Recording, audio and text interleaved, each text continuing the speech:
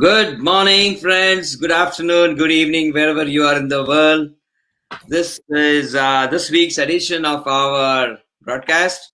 I'd like to bring to you our newest product in the market, Rudy for sourcing, and how it is impacting and as supporting and helping the EPC industry, the engineering, procurement, construction industry, where there is a lot to be done. I mean, they need a lot of help and support, especially during this time where it's an interesting dichotomy. The construction seems to be booming, and but the economy seems to be not doing as well. But it's at these times that we feel that supporting professionals like engineers helps a lot, gives them more time back, and actually helps them be successful in the marketplace. So Anish, you had some very strong opinion about how engineers can be helped in the EPC industry. For Yeah, that. sweet. Definitely. Thanks, man. And once again, hello, everybody. I am the co founder and chief sales marketing officer of MintMesh. Before I get into the EPC sector, I would like to, share one of my first experiences as an engineer. My first job that I joined long time ago was basically doing, technical comparisons of construction equipment that were installed in the shop floors to move heavy materials like dies and pallets and all that good stuff. And when you're buying these kind of equipment, you have to reach out to multiple suppliers, and when you get these offers, then you have to compare those offers side by side. Lot of manual work. You have to create spreadsheets. Each line item is a requirement, multiple attributes. Each supplier is a column. I mean, it's a complicated spreadsheet that has to be created to get a side by side view of which supplier is meeting most of our requirements. And this was in the mid 90s. Now, fast forward into 2000s, and even in 2014, 15, 16, I mean, even now, working in the management consulting space, before in the management consulting space, even then we were doing a lot of manual comparisons of responses to RFQs, RFPs, even in the IT world. And it happens even today.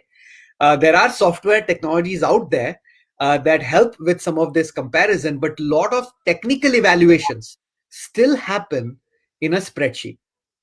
And that is the challenge that we are trying to solve for the EPC sector.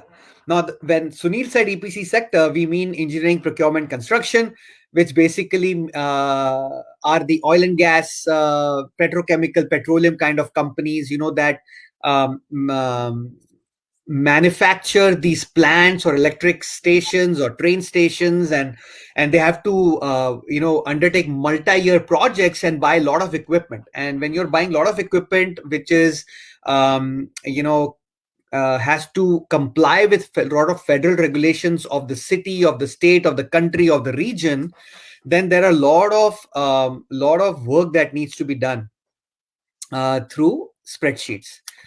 And that is where we are trying to help out with Rudy for sourcing, which is going to be a solution that will help engineers accelerate technical bid evaluations using artificial intelligence. And we are focusing only on a technical bid evaluation at this point. We are not comparing pricing, but that itself is a major undertaking.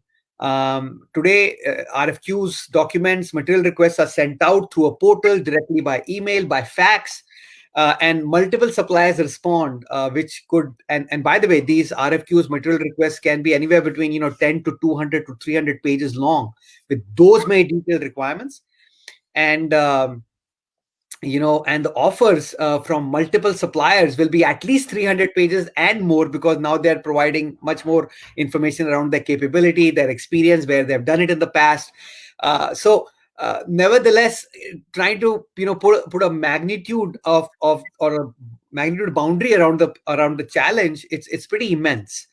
And the way we are building the solution, is going to be, you just upload documents, and Rudy will understand the documents, apply artificial intelligence, apply machine learning, and will display everything appropriately on the screen, from a material request perspective, from a supplier perspective, to side by side comparisons and all that good stuff. So we are very excited about this product, Sunil.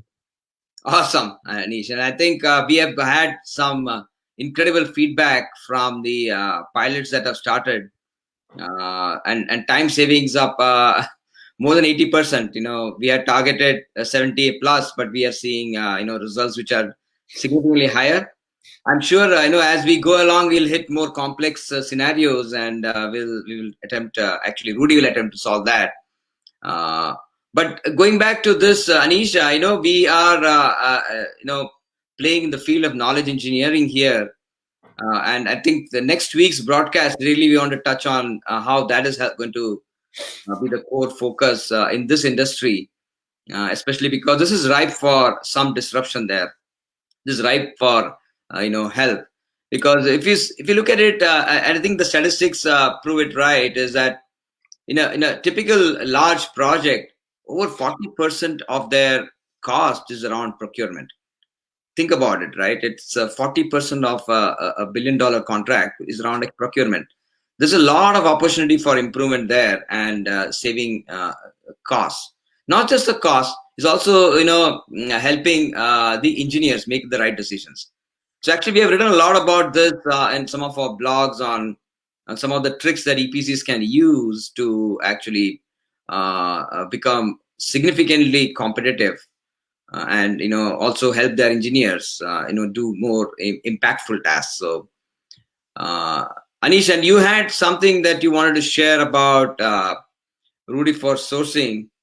It's how it will help with small and simple and medium complexity projects, right?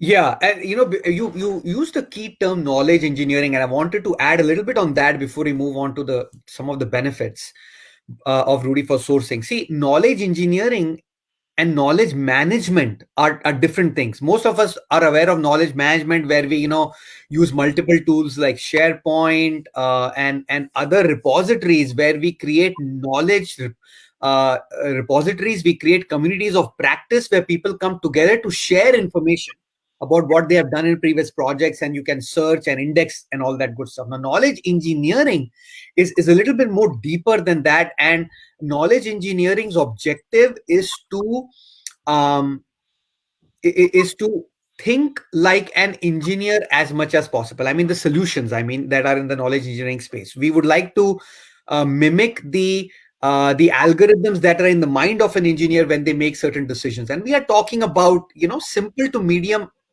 complexity decisions. We are not talking about high complexity, because AI is not there as yet. But that is the space that we are in with this Rudy for sourcing.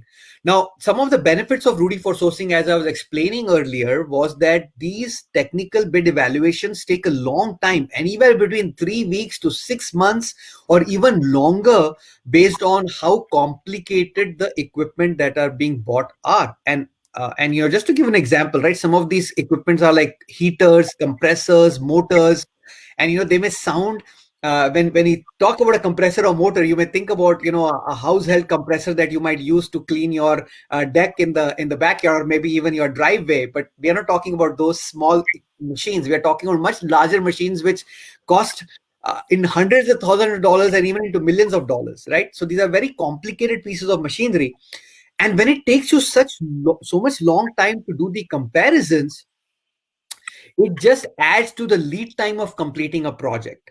And all these in all the companies in this industry can um, capitalize or optimize the revenue if they can shrink the timeline or meet the timeline that was promised originally.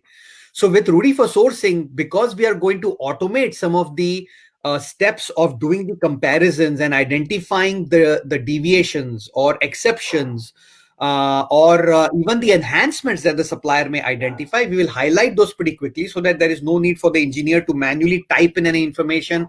Once the material request and the offer are available, we do the comparisons ourselves, we highlight the differences, and if there is an exception or a deviation, that will you will the solution will automatically trigger collaboration workflow and send the information to the right parties to then collaborate to resolve these issues, rather than setting up meetings, finding time on the calendar, doing chat conversations on your corporate chat messenger, or sending emails to the suppliers, or making quick phone calls to get some quick resolution. Everything can be done now in this single solution, which will become your gold source for all the back and forth.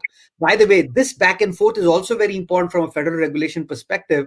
By the time you make a final decision on which supplier you're going to go forward with, so you will be able to save a lot of time, overall project time. You will be able to save a lot of engineers time that is required for collaboration.